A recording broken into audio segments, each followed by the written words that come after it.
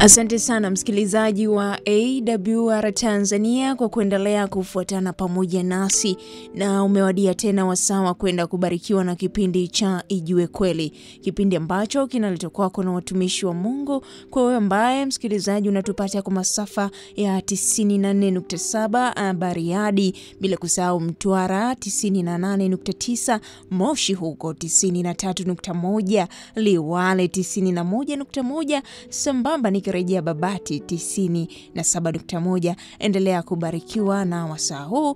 Basi mwalike ndugu, jamaa, marafiki ili tuweze kupata mibaraka hii kwa pamoja popote ulipo, na Bwana azidi kuwa pamoja nawe. Ninayekukaribisha katika wasaa wa kipindi hiki mimi ni Lea Thomas. Endelea kubarikiwa popote ulipo, na Bwana akazidi kuwa pamoja nawe unapoendelea kubarikiwa na neno hili. Karibuni sana watumishi wa Mungu. Mpenzi msikilizaji wa AWR Tanzania, nikukaribisha tena katika kipindi hiki cha Ijue Kweli.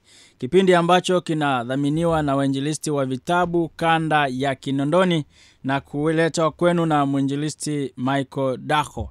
Hivyo niwakaribisha katika kipindi hiki cha Ijue Kweli. Na kabla tujaendelea na somo la leo ambalo linahusu miaka 1000, basi tuweze kuomba. Baba yetu wa mbinguni, tunakushukuru sana kwa kuwa umetuwezesha kufikia wakati huu, si kama tulivyopanga wala tulivyofikiri, lakini ni kwa neema yako tu tumefikia wakati huu. Hivyo tunakusihi hata katika kipindi hiki Roho wako Mtakatifu awe na msikilizaji wetu popote alipo, lakini awe pamoja nasi tunaozungumza katika studio hizi, ili sauti hii itakaposikika ikawa ya matumaini katika mioyo yetu wote. Endelea kuwasaidia wale wenye changamoto mbalimbali, wale ambao wana shida mbalimbali, ikiwa ni magonjwa, ikiwa ni vita katika mahusiano na maeneo mbalimbali ya maisha yao. Hivyo baraka zako ziendelee kuwa pamoja nasi masaa haya, kwa jina la Yesu Kristo naomba na kuamini. Amen.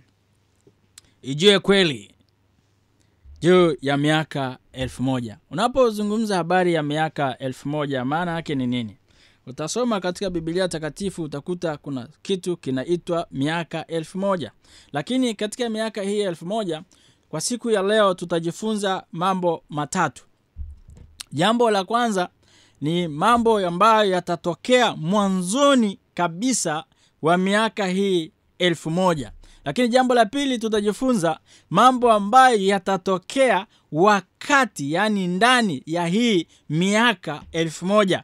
Na baada ya hapo tutajifunza juu ya mambo ambayo yatatokea baada ya miaka 1000. Hivyo nikukaribishe, chukua Biblia yako, chukua kitabu chako au chukua notebook yako, chukua kalamu yako, mwalike jirani yako, tujifunze. Maana ni somo ambalo lina matumaini ndani yake. Ni somo ambalo linatufanya tujiandae na tujue ni nini ambacho kinaujia ulimwengu. Hivyo karibu sana katika somo hili la leo.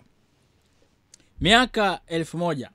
Mambo gani ambayo yatatokea katika mwanzo tu wa miaka hii 1000?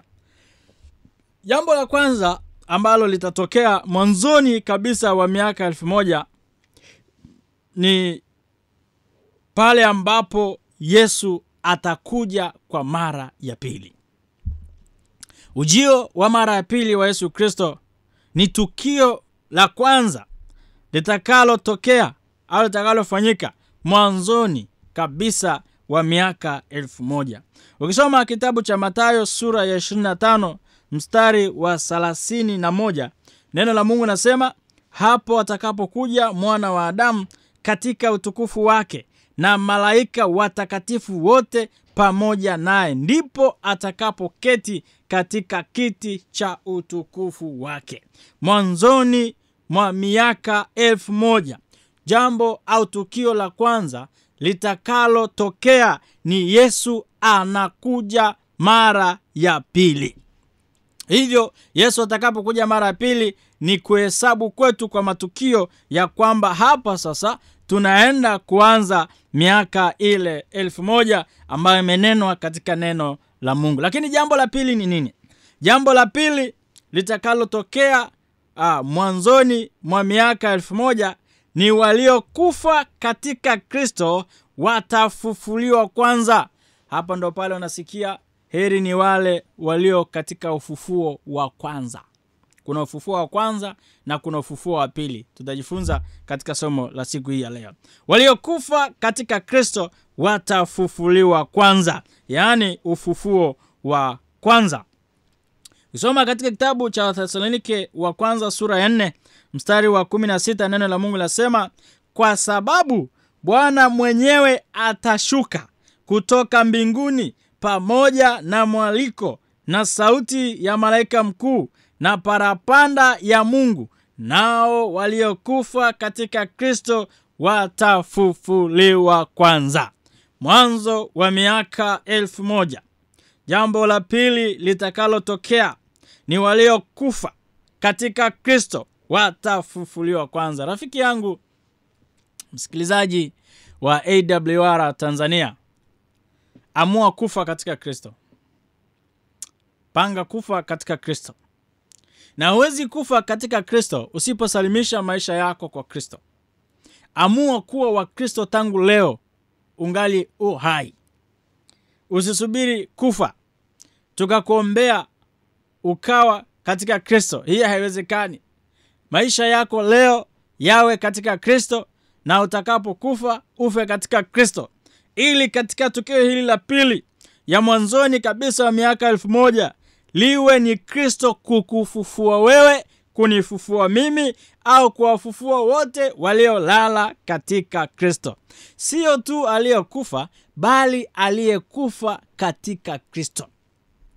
Katika makaburi hayo watakuwepo ambao walikufa lakini si katika Kristo. Hawa watasalia.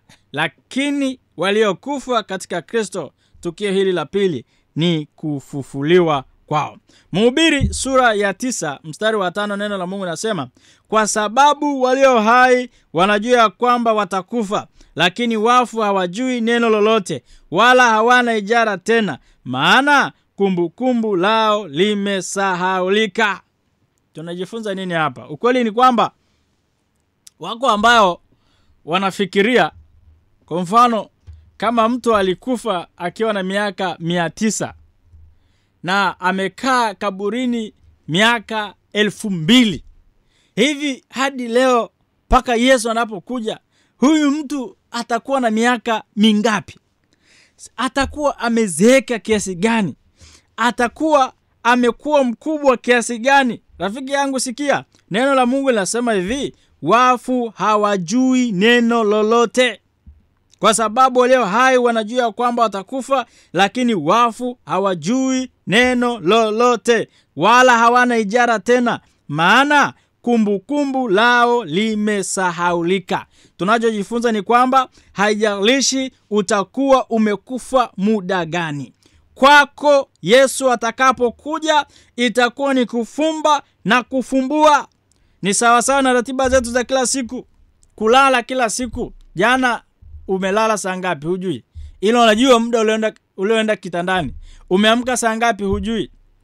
Hivyo kwa wao waliokufa, kama alikufa ana miaka 30, anaamka akiwa na miaka 30. Kama alikufa akiwa na miaka 40, anaamka akiwa na miaka 40. Kwa nini? Maana aliyekufa ni mtu asiyejua lolote. Yaani hakuna jambo lolote linaloendelea kwake. Huenda alikufa akiwa mdogo, eti sasa anafufulia akawa mtu mzima. No, kwake hakuna linaloendelea. Ni kufumba na kufumbua. Bwana Yesu asifiwe sana. Kwa hiyo usije akapiga mahesabu ukajua marehemu eti wanakuwa, marehemu eti wanazeeka. No, hawajui jambo lolote. Na hata hivyo wako watakatifu wa Bwana ambao walikufa miaka mingi iliyotangulia. Usije ukadhani kwamba heti kuna maumivu wanayapitia huko kaburini. Hakuna maumivu wanayoyapitia. Usije ukadhani wanaona Yesu amechelewa sana. Usije ukadhani na ukajidanganya hivyo. Wao hawajui neno lolote. Hivyo Yesu atakapokuja ni sawasawa kwao walikufa jana. Bwana Yesu asifiwe sana. Ni sisi tulio hai ambao tunatakiwa tutengeneze maisha ili Yesu atakapokuja tujisalimishe kwako. Ndio tunaona Yesu amechelewa. Na kwa kweli tunaona Yesu amechelewa kwa sababu tu hatujajitambua. Lakini ikiwa tumejitambua, hatutaona kwamba Yesu amechelewa. Kwa sababu Yesu anakuja kuwachukua walio wateule wake, walio watakatifu wake. Swali lingekuwa ni hili: je, umejiandaa? Unatamani Yesu aje leo? Ndio, umejiandaa?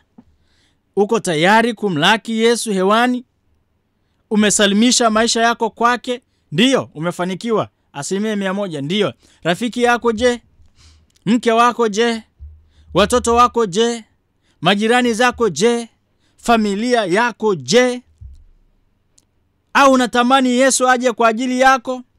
Na Yesu anasema kamwe hafurahi kifo cha mtu mwovu.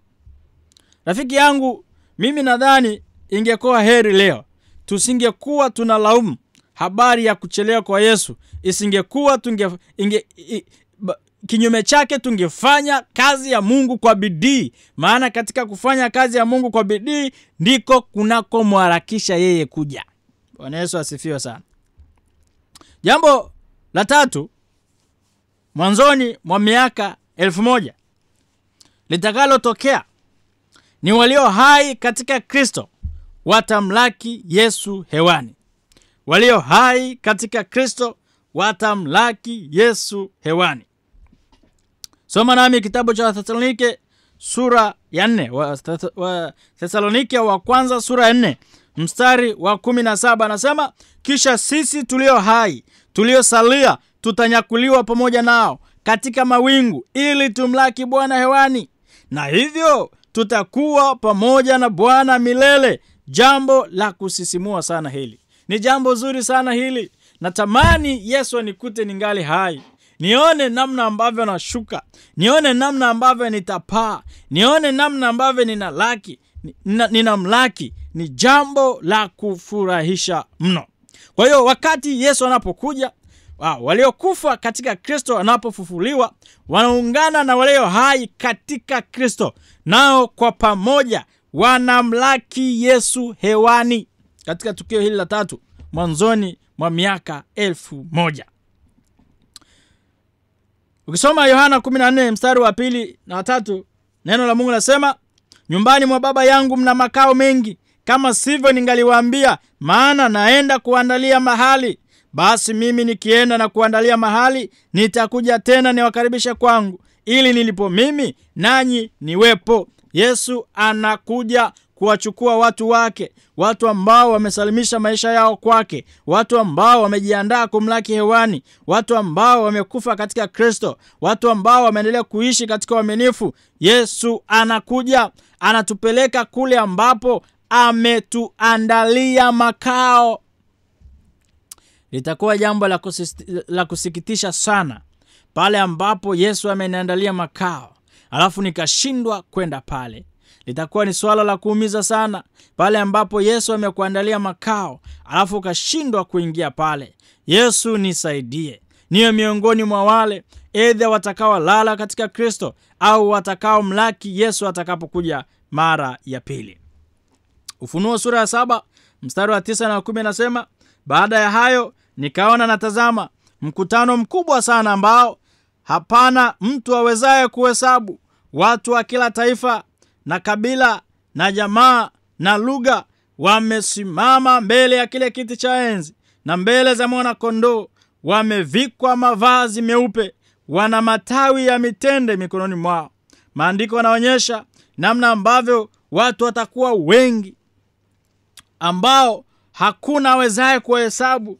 Watu wa kila taifa ndio, watu wa kila kabila ndio, jamaa na lugha zote ndio, watakuwa wamesimama mbele ya kiti cha enzi, mbele ya mwana kondoo, wamevikwa mavazi meupe. Bwana Yesu asifiwe sana.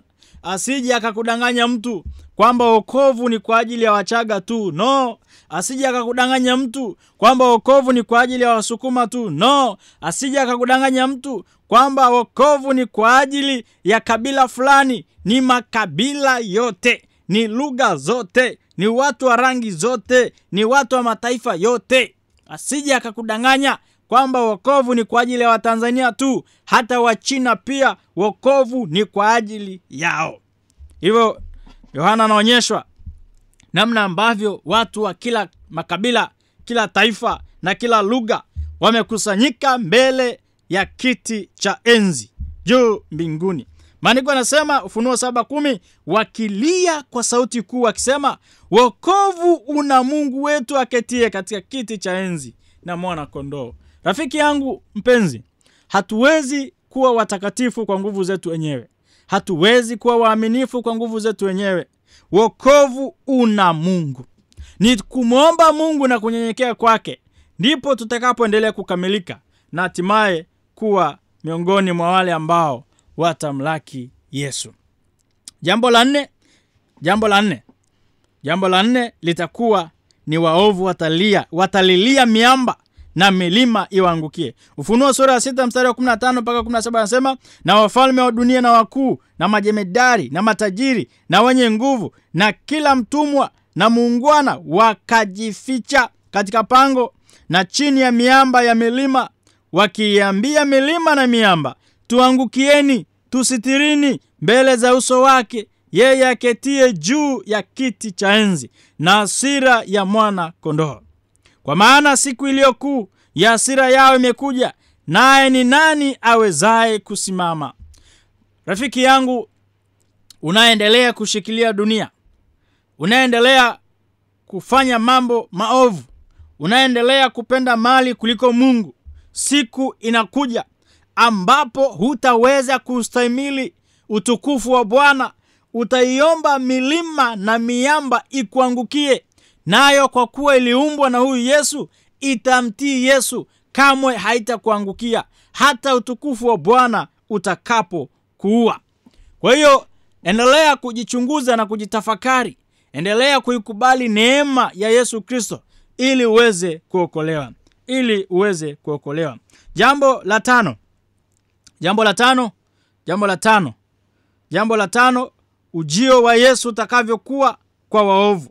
Wathesalonike wa pili sura ya 1 mstari wa 7 mpaka 9 anasema, na kuwalipa ninyi mteswao raha pamoja na sisi wakati wa kufunuliwa kwake Bwana Yesu kutoka mbinguni, pamoja na malaika na wa uweza wake katika mwali wa moto, huku akiwalipiza kisasi wao wasiomjua Mungu na wao wasiotii Injili Bwana wetu Yesu Kristo, watakao adhibiwa kwa maangamizi ya milele, kutengwa na uso wa Bwana na utukufu wa nguvu zake.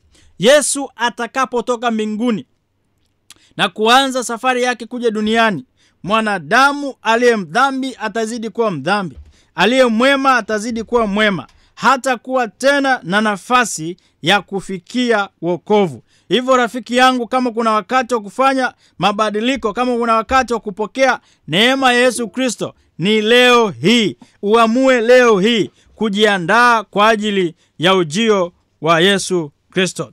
Hivyo mwanadamu mwenye dhambi kamwe hawezi kuishi mbele za Mungu aliye mtakatifu.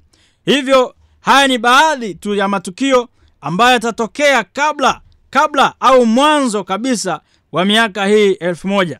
Lakini katika wakati wa miaka 1000 ni mambo gani ambayo yatafanyika? Jambo la kwanza, shetani kufungwa minyororo. Kufungwa minyororo kwa shetani maana yake ni nini? Atakuwa mpweke. Ufunuo sura ya 20 mstari wa 1 mpaka wa 3 anasema, kisha nikaona malaika akishuka kutoka mbinguni, mwenye ufunguo wa kuzimu na mnyororo mkubwa mkononi mwake. Akamshika yule nyoka wa zamani ambaye ni Ibilisi na Shetani, akamfunga miaka 1000. Akamtupa katika kuzimu, akamfunga katika muhuri juu yake, asipate kuwadanganya mataifa tena hata ile miaka 1000 itimie. Na baada ya hayo yapasa afunguliwe muda mchache. Bwana Yesu asifiwe sana. Maana yake ni nini hii? Hivi kumbe shetani atafungwa minyororo? Maana yake ni kwamba shetani atakuwa mpweke. Unajua tunayempa kazi shetani ni sisi, ambao mara leo tuko kwa Yesu, kesho tuko kwake. Leo ni waaminifu, kesho si waaminifu. Hiyo ndio biashara, tunampatia biashara shetani. Ikiwa Yesu atakuja, atawachukua waaminifu wake, atawafufua watakatifu wake, anaenda nao mbinguni, duniani huku waovu wameangamia, shetani anaenda huku na kule amtafute mtu wa kumdanganya, hayuko. Maana wenye haki mbinguni, waovu wamekufa, atamdanganya nani? Hiyo kwake shetani ni upweke. Hiyo kwake shetani ni kufungwa, yani hana kazi ya kufanya. Hivyo shetani sifa yake inaendelea kuwepo pale ambapo anawapata watu wa kuwadanganya. Mimi nikwambie siku ya leo, acha kumpa kazi shetani. Salimisha maisha yako kwa Mungu. Acha shetani akose wa kumdanganya. Pale ambapo mimi na wewe tumesalimisha maisha yetu kwa Yesu Kristo, tuamue kuhudhuria ibada, tuamue kutangaza fadhili za Bwana, tuamue kuachana na dhambi kwa uwezo wa Yesu Kristo. Lakini jambo la pili, wakati wa miaka 1000 hii dunia itakuwa tupu kama nilivyokwisha kueleza. Yeremia sura ya 4 mstari wa 23 mpaka 25, neno la Mungu lasema, naliangalia nchi na tazama ilikuwa ukiwa, haina watu. Naliangalia mbingu, nazo zilikuwa hazina nuru. Naliangalia milima, na tazama ilitetemeka, na milima yote ilisogea huku na kule. Nikaangalia na tazama, hapakuwa na mtu hata mmoja, na ndege wote wa angani wamekwenda zao. Hivyo dunia imekuwa tupu. Kumbe kuna wakati unafika dunia hii inakuwa tupu. Dunia inakuwa tupu kwa sababu waovu wamekufa, na kwa sababu wenye haki wamechukuliwa kwenda mbinguni kukaa miaka 1000. Hapa ninazungumza ndani ya miaka 1000 hali ya dunia itakuwa tupu. Lakini swala la tatu, watakatifu watahukumu. Ndani ya miaka 1000 watakatifu watakuwa wakihukumu. Ufunuo sura ya 20 mstari wa 4, neno la Mungu linasema, kisha nikaona viti vya enzi, wakaketi juu yake, nao wakapewa hukumu. Nami nikaona roho zao waliokatwa vichwa kwa ajili ya ushuhuda wa Yesu na kwa ajili ya neno la Mungu, na hao wasiomsujudia yule mnyama wala sanamu yake, wala hakuipokea ile chapa katika vipaji vya nyuso zao wala katika mikono yao. Nao wakawa hai, wakatawala pamoja na Kristo miaka 1000. Habari ya Ufunuo sura ya 20 mstari wa 4. Itafika wakati ambapo ibada hii kwa Mungu wa kweli itakuwa ni pambano, itakuwa ni vita, na ilishakwisha kutokea katika miaka ya nyuma ya historia.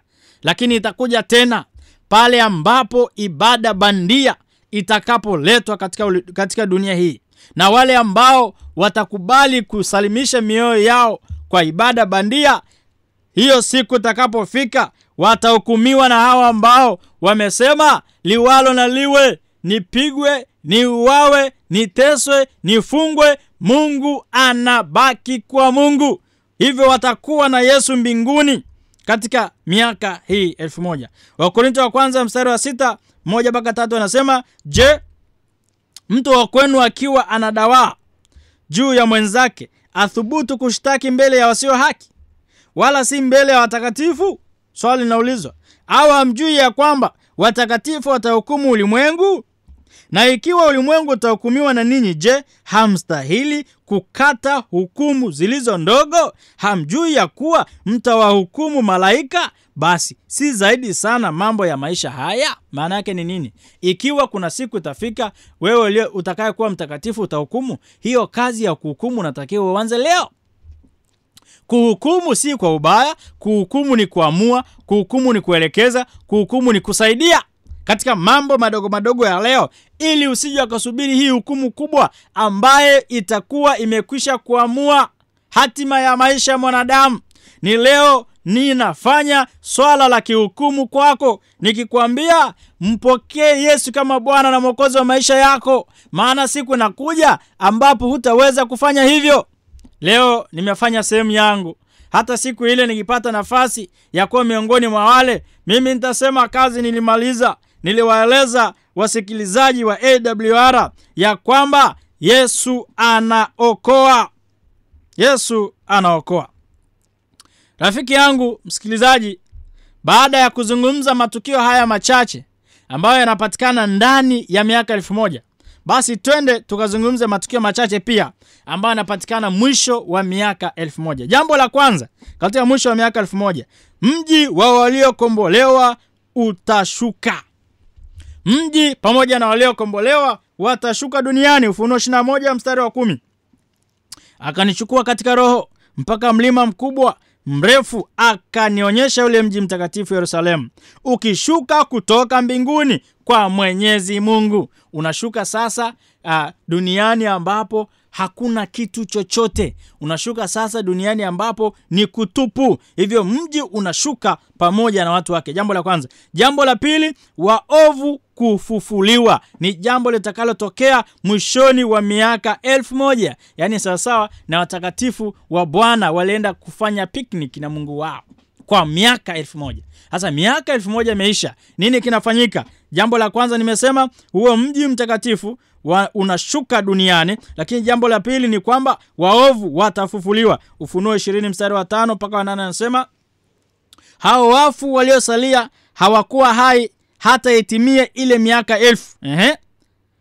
Ufunuo 20:7-8 anasema, na hiyo miaka 1000 itakapokwisha, shetani atafunguliwa atoke kifungoni mwake, naye atatoka kuwadanganya mataifa walio katika pembe 4 za nchi, Gogu na Magogu, kuwakusanya kwa vita ambayo hesabu yao ni kama mchanga wa bahari. Hivyo wale waovu wote watafufuliwa, wataungana na shetani kwa pamoja. Watakapokuwa hapo, ni nini kitakachofuata? Tukio la tatu, waovu pamoja na shetani wataliwa na moto. Ni tukio linalofuata baada ya miaka 1000.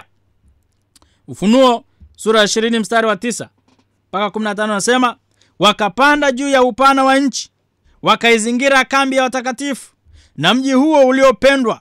Moto ukashuka kutoka mbinguni ukawala. Wapenzi wasikilizaji, hapa ndo ule wasaa unafika wa kusema ninapiganiwa na Bwana.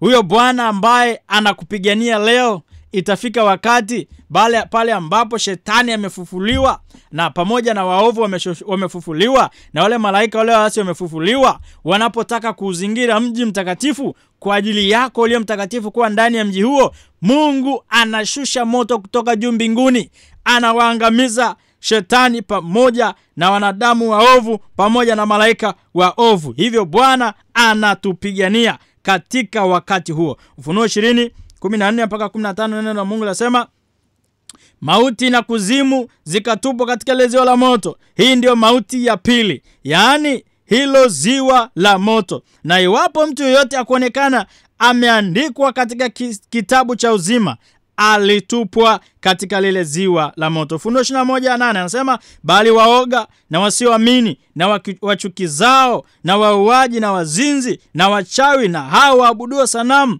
na waongo wote, sehemu yao ni katika lile ziwa liwakalo moto na kiberiti. Hii ndiyo mauti ya pili. Ufufuo wa kwanza ni watakatifu watafufuliwa. Ufufuo wa pili ni waovu watafufuliwa ili waweze kuhukumiwa. Rafiki yangu msikilizaji, neema ya Mungu ni hii, maana Mungu ameandaa mpango wa kuokoa watoto wake.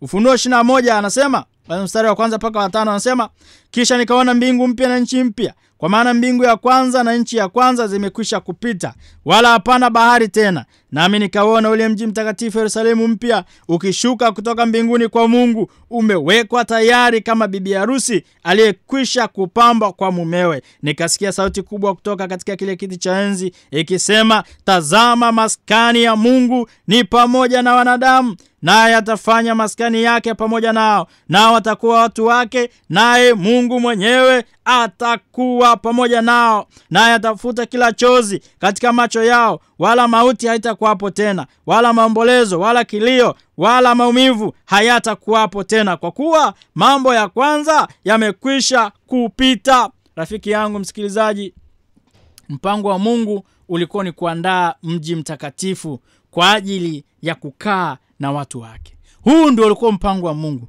na ndicho anachokifanya hata nyakati za mwisho huu. Ameenda kuandaa mbingu mpya na nchi mpya, ili wale watakao muamini Kristo wakae pamoja naye. Ni uchaguzi gani ambao unaufanya wewe? Ni uchaguzi gani ambao ninaufanya mimi? Je, ni wa kukaa pamoja na Yesu katika mji huu, Yerusalemu mpya hii? Petro wa pili sura ya 3 mstari wa 13 mpaka 14, neno la Mungu nasema, lakini kama ilivyo ahadi yake, mnatazamia mbingu mpya na nchi mpya, ambayo haki yakaa ndani yake.